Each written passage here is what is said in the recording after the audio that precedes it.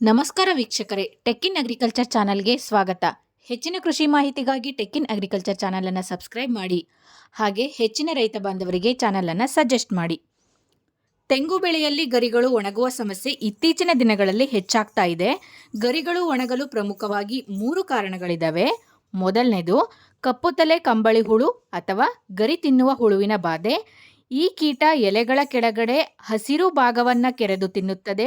ಕೆರೆದ ಎಲೆ ಭಾಗ ನಂತರ ಒಣಗೋದಿಕ್ಕೆ ಪ್ರಾರಂಭ ಆಗುತ್ತೆ. ಈ ಕೀಟದ ಬಾಧೆ ಹೆಚ್ಚಾದಾಗ ಸಂಪೂರ್ಣವಾಗಿ ಗರಿಗಳೇ ಒಣಗೋಗ್ತವೆ. ಎಲೆಗಳ ಕೆಳಗೆ ಗೂಡು ಕಟ್ಟಿರುವುದು ಈ ಕೀಟದ ಮುಖ್ಯ ಲಕ್ಷಣ ಆಗಿರುತ್ತೆ. ಎರಡನೇ ಕಾರಣ ಎಲೆ ಚುಕ್ಕೆ ರೋಗ. ಇದು ಒಂದು ಶಿಲೀಂಧ್ರದಿಂದ ಬರುವಂತಹ ರೋಗವಾಗಿದ್ದು ಚುಕ್ಕಿಗಳು ಒಂದಕ್ಕೊಂದು ಸೇರಿಕೊಂಡು ಸಂಪೂರ್ಣ ಗರಿಯೇ ಒಣಗುತ್ತೆ. ಆದರೆ ಎಲೆಯ ಕೆಳಗಡೆ ಯಾವುದೇ ತರಹದ ಕೆರೆದ ಲಕ್ಷಣ ಅಥವಾ ಗೂಡು ಕಟ್ಟಿದ ಲಕ್ಷಣಗಳು ಇರೋದಿಲ್ಲ. ಮೂರನೇ ಕಾರಣ ಮಣ್ಣಿನಲ್ಲಿ ಪೊಟ್ಯಾಷಿಯಂ ಕೊರತೆ. ಈ ಪೊಟ್ಯಾಷಿಯಂ ಪೋಷಕಾಂಶ ಕೊರತೆಯಾದಾಗ ಎಲೆಗಳು ತುದಿ ಭಾಗದಿಂದ ಒಣಗಲು ಪ್ರಾರಂಭಿಸ್ತವೆ.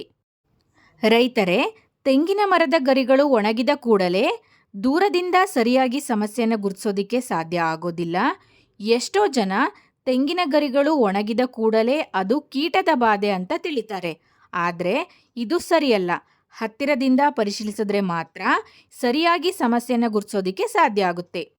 ನಾವು ಹೊಸದುರ್ಗ ತಾಲೂಕಿನ ಒಂದು ಗ್ರಾಮಕ್ಕೆ ಫೀಲ್ಡ್ ವಿಸಿಟ್ ಮಾಡಿದಾಗ ತುಂಬಾ ಶಾಕ್ ಆಯಿತು. ಯಾಕಂತ ಅಂದರೆ ಈ ಗ್ರಾಮ ಮತ್ತು ಸುತ್ತಮುತ್ತಲಿನ ಗ್ರಾಮಗಳ ತೆಂಗಿನ ತೋಟಗಳು ಒಣಗೋಗಿದ್ವು.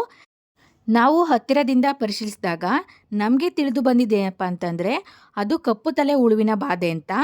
ಈ ಕೀಟ ನೋಡಲು ಈ ರೀತಿ ಕಾಣುತ್ತೆ. ಕಂದು ಬಣ್ಣದ ದೇಹ ಇರುತ್ತೆ, ಹಾಗೆ ಕಪ್ಪು ಬಣ್ಣದ ತಲೆ ಇರುತ್ತೆ. ನಾವು ಈ ತೋಟಕ್ಕೆ ಬಂದಾಗ ಈ ಕೀಟ ಕೋಶಾವಸ್ಥೆಗೆ ಹೋಗಿತ್ತು. ಇನ್ನು 8 ರಿಂದ 10 ದಿನಗಳಲ್ಲಿ ಈ ಕೀಟ ಪತಂಗ ಹಂತಕ್ಕೆ ಬರುತ್ತೆ. ಪತಂಗ ಹಂತ ಅಂತ ಅಂದರೆ ಚಿಟ್ಟೆ ಹಂತ. ನಂತರ ಈ ಕೀಟ ಮೊಟ್ಟೆಗಳನ್ನು ಹೊಸ ತೆಂಗಿನ ಗರಿಗಳ ಮೇಲೆ ಇಡುತ್ತೆ. ನಂತರ ಮೊಟ್ಟೆ ಒಡೆದು ಮರಿಗಳು ಗರಿಗಳನ್ನು ಕೆರೆಯಲು ಪ್ರಾರಂಭಿಸ್ತವೆ. ಹೊಸದುರ್ಗದ ಶ್ರೀರಾಂಪುರ, ಹೆಗ್ಗೆರೆ, ನಗರಗೆರೆ, ಮಾಳಪ್ಪನಹಳ್ಳಿ, ನಾಯಿಗೆರೆ ಗ್ರಾಮಗಳಲ್ಲಿ ಈ ಕೀಟದ ಬಾಧೆ ತೀವ್ರವಾಗಿದೆ.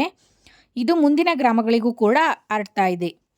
ರೈತ ಬಾಂಧವರು ದಯಮಾಡಿ ನಿರ್ವಹಣಾ ಕ್ರಮಗಳನ್ನು ಸಾಮೂಹಿಕವಾಗಿ ತೆಗೆದುಕೊಳ್ಳಿ. ನಾವು ಈಗಾಗಲೇ ಕಪ್ಪು ತಲೆ ಹುಳುವಿನ ಸಮಗ್ರ ನಿರ್ವಹಣೆ ಬಗ್ಗೆ ವಿಡಿಯೋವನ್ನು ಮಾಡಿದ್ದೀವಿ, ದಯವಿಟ್ಟು ವೀಕ್ಷಿಸಿ. ನಾವು ವಿಸಿಟ್ ಮಾಡಿದಂತಹ ಗ್ರಾಮದ ರೈತರಿಗೆ ಏನು ಸಲಹೆ ಕೊಟ್ವಿ ಅಂತ ಅಂದರೆ, ಕೋಶಾವಸ್ಥೆಯಲ್ಲಿರುವಂತಹ ಕೀಟಗಳು ಇನ್ನು 8 ರಿಂದ 10 ದಿನಗಳಲ್ಲಿ ಚಿಟ್ಟೆ ಆಗೋದ್ರಿಂದ ಸಾಮೂಹಿಕವಾಗಿ ಎಲ್ಲರೂ ಕೂಡ ಎಕರೆಗೆ 1ರಂತೆ ಬೆಳಕಿನ ಬಲೆಗಳನ್ನು ಹಾಕಿ ಸಂಜೆ 6 ರಿಂದ ರಾತ್ರಿ 10ರವರೆಗೆ ಇದು ಆನ್ ಆಗಿರಲಿ. ಹಾಗೆ ಪ್ರತಿ ಮರಕ್ಕೆ 5 kg ಬೇವಿನ ಹಿಂಡಿಯನ್ನು ಹಾಕಬೇಕಾಗುತ್ತೆ. ಈ ಕೀಟ ಲಾರ್ವಾ ಹಂತ ಅಂದರೆ ಕಂಬಳಿ ಹುಳು ಹಂತಕ್ಕೆ ಬಂದಾಗ ಇದಕ್ಕೆ ದ ಬೆಸ್ಟ್ ಪರಿಹಾರ ಅಂತ ಅಂದರೆ ಗೋನಿಯೋಸಸ್. ಈ ಗೋನಿಯೋಸಸ್ ಎಂಬಂತಹ ಒಂದು ಪರತಂತ್ರ ಕೀಟ ಇದು ತೆಂಗಿನ ಮರಕ್ಕೆ ಬಾಧಿಸುವಂತಹ ಕೀಟದ ಮೇಲೆ ದಾಳಿ ಮಾಡಿ ತೆಂಗಿನ ಮರವನ್ನು ರಕ್ಷಿಸುತ್ತೆ. ಈ ಕೀಟ ಹೇಗೆ ಕೆಲಸ ಮಾಡುತ್ತೆ ಅಂತ ನಾವು ಆಲ್ರೆಡಿ ಒಂದು ಸಪ್ರೇಟ್ ವಿಡಿಯೋವನ್ನು ಮಾಡಿದ್ದೀವಿ, ದಯವಿಟ್ಟು ವೀಕ್ಷಿಸಿ. ಕಪ್ಪು ತಲೆ ಹುಳು ಲಾರ್ವಾ ಹಂತದಲ್ಲಿದ್ದಾಗ ಈ ಗೋನಿಯೋಸಸ್ ಎಂಬಂತಹ ರೈತ ಸ್ನೇಹಿ ಕೀಟವನ್ನು ಪ್ರತಿ ಮರಕ್ಕೆ 10ರಂತೆ 10 ರಿಂದ 15 ದಿನಗಳ ಅಂತರದಲ್ಲಿ 4 ಬಾರಿ ಬಿಡಬೇಕಾಗುತ್ತೆ. ಹೀಗೆ ಮಾಡಿದರೆ ಕಪ್ಪು ತಲೆ ಕೀಟ ಸಂಪೂರ್ಣವಾಗಿ ನಿವಾರಣೆ ಆಗುತ್ತೆ.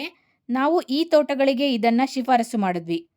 ಈ ರೈತ ಸ್ನೇಹಿ ಕೀಟಗಳು ಬೆಂಗಳೂರಿನ ಹೆಬ್ಬಾಳದಲ್ಲಿರುವಂತಹ NBAIR ಎಂಬಂತಹ ಸಂಸ್ಥೆಯಲ್ಲಿ ಮತ್ತು ಬೆಂಗಳೂರಿನ ಕಾಡುಗೋಡಿಯಲ್ಲಿರುವ ಕೇಂದ್ರೀಯ ಸಮಗ್ರ ನಿರ್ವಹಣೆ ಕೇಂದ್ರದಲ್ಲಿ ನಿಯಮಿತವಾಗಿ ಸಿಗ್ತಾ ಇರ್ತವೆ. 4ನೇದಾಗಿ ನಾವು ಈ ತೋಟಗಳಿಗೆ ಸಮಗ್ರ ಪೋಷಕಾಂಶಗಳ ನಿರ್ವಹಣೆ ಮಾಡೋದಕ್ಕೆ ಶಿಫಾರಸು ಮಾಡಿದ್ವಿ. ಮುಖ್ಯವಾಗಿ ಸಾರಜನಕ, ರಂಜಕ ಮತ್ತು ಪೊಟ್ಯಾಷಿಯಂ ಪೋಷಕಾಂಶಗಳನ್ನು ಮಣ್ಣು ಪರೀಕ್ಷೆ ಆಧಾರದ ಮೇಲೆ ಕೊಡೋದಕ್ಕೆ ಹೇಳಿದ್ವಿ.